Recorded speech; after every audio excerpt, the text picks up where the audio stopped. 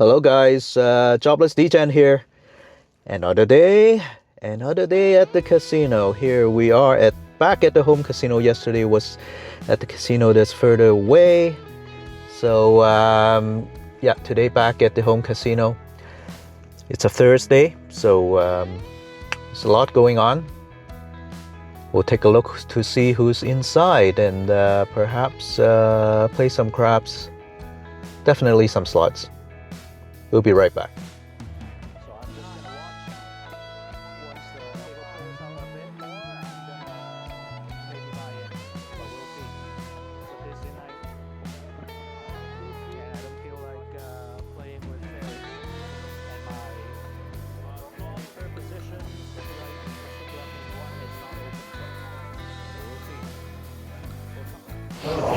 Hey guys, just had about an hour session of craps. At the table there were, for the most part, 3 players, Mikey, Sam and I. Shaky start. First 5 rows were less than 7, and then I had a decent 20 roller, and then Mikey had a 12 roller, Sam had a 8 roller, and then it was my turn. I had a 17 roller, but there was part ways through, about 10 rows through, someone bought in the middle of my row. I stopped, made sure he actually had some bets on the table before I proceeded. Mikey turned off his bets. I hit the 10 and then hit the winner at 6, and then I come out 7. Came out on the 9, and then that guy that bought in the middle of the row turned off his bet. And then on the next row, he wanted to color up. So basically, he only had 2 hits, and he wanted to color it up. Thankfully, the sick man said, "Yeah, we don't do color ups in the middle of the row," which is good, because I had on 3 notable occasions where people had color up in the middle of my row. Twice in Fremont and once at the Rio. And then it's 7 out. Mikey then had a similar 17 roller, and then we decided to break. Despite the session not being terrible, I'm still down a couple $100, which shows you how this game, even when it's not terribly bad, can slowly bleed your bankroll. So I'm gonna go back after the shift change and try to get on stick left 1. In this session that you see here, I was actually shooting from stick right 1.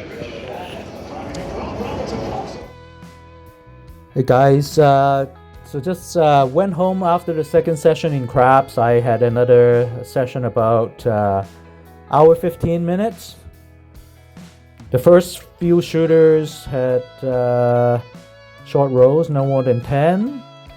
I was the third shooter that I played. I made a couple of points.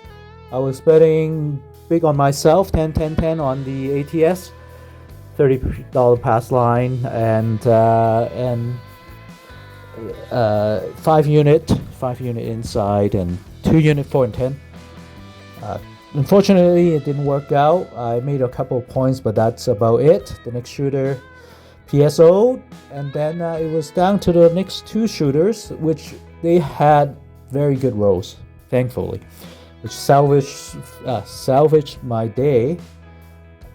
The first shooter made the small in 15 rows.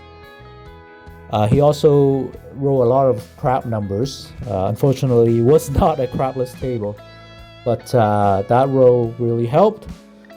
The next shooter had 22 rows and made the small in 9 rows, which was good. I had 555 on both of these shooters.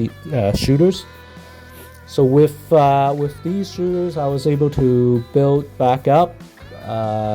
As I told you, the first session I bought in for 300 was down 200.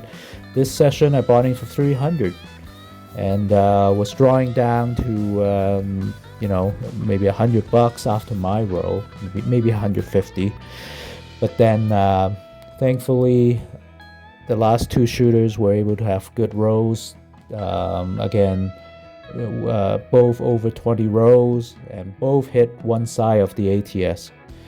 So at the end of those two good rolls, I was up $6 after tips for the day. So and for that session up $206, which paid for the first session. And so I'll take that. I did play a little bit of slot before I played craps, and was down $2. So with me up for the day $6 at the craps table, I'm up $4. So which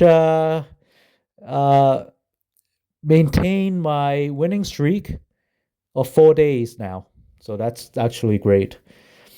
So I will end with that. If you like the channel, don't forget to subscribe. I know over 90% of you that are viewing my videos are not subscribed.